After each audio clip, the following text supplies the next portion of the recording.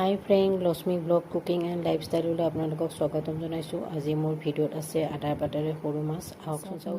ঘৰতে আদা ৰুইছিলোঁ, কেইটামান হৈছে বাৰু, বেছি হোৱা নাই। ইয়াৰে ৩-৪টামান পাত লৈ যাম। ভালদৰে ধুই লওঁ। এইকেইটা ইমানকেইটাও নালাগে বনাবৰ কাৰণে। এইখিনি ভালদৰে ধুই ল'লোঁ। আদা অকণমান, নহৰু আৰু পিঁয়াজ, মাছো বেছি নাই বাৰু। এতিয়া এইখিনি মই মিক্সিত পিচি ল'ম।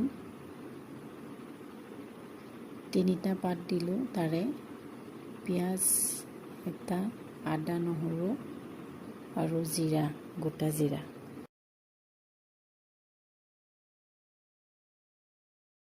আৰু কেঁচা জলকীয়াও দিলোঁ 4টামান।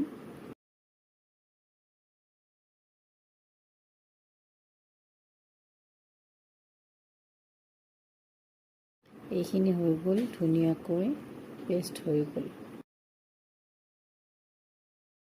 মাছখিনিত নিমখ আৰু হালধি দিছোঁ।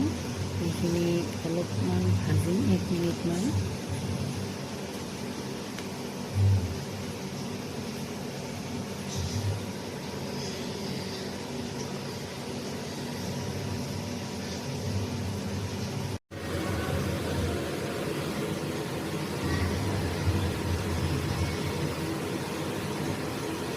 কেৰাহী গৰম হৈ গ'ল। এতিয়া মিঠাতেল দিলোঁ অকণমান, বেছি তেল নালাগে আৰু। মাছখিনি দি দিলোঁ। 1 মিনিটৰ কাৰণে ভাজিছোঁ।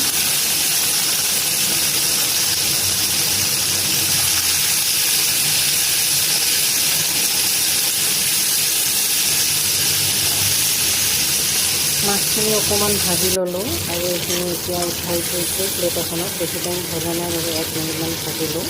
এতিয়া মাছ ভজা তেলখিনিতে এইখিনি দি দিলোঁ, পেষ্ট কৰি থোৱা মছলাখিনি।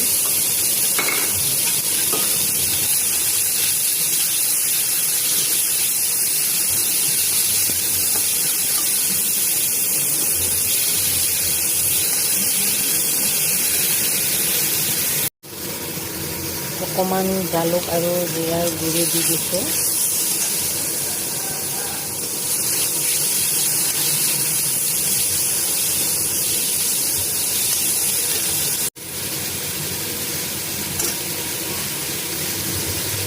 হালধি এচামুচ,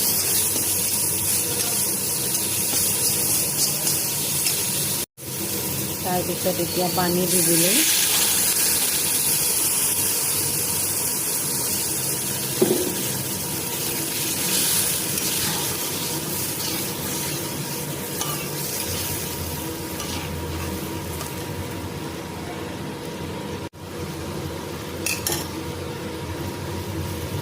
এতিয়া মাছখিনি গোটেইখিনি দি দিলোঁ। মাছখিনি কিন্তু বেছি ভাজিব নালাগে। গৰম পানী দি দিছোঁ, এইখিনিতে নিজে সিজি যাব। আৰু এতিয়া অকণমান নিমখ দি দিছোঁ।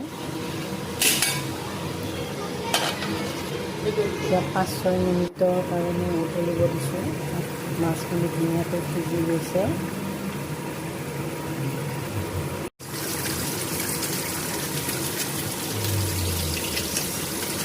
কেঁচা ধুনীয়াকৈ হৈ গ'ল। অকণমান আৰু জ্বলাৰ গুড়ি দি দিছোঁ। জ্বলা খালে দিব পাৰে, নাখালে নিদিলেও কথা নাই বাৰু, সেইখিনিতে হৈ যায়। আমি বেলেগ বাচন এটাত লৈ যাম। বাচনটো সৰু হৈ গ'ল বাৰু, অকণমান হৈ যাব। আজি মোৰ খানা ৰেডি হৈ গ'ল। আৰু আপোনালোকেও এনেদৰে আদাৰ বাটাৰে সৰু মাছ বনাই খায় নেকি বাৰু? কমেণ্ট কৰি জনাবচোন। আজিৰ ভিডিঅ' ইমানতে এৰিছোঁ। Bye bye.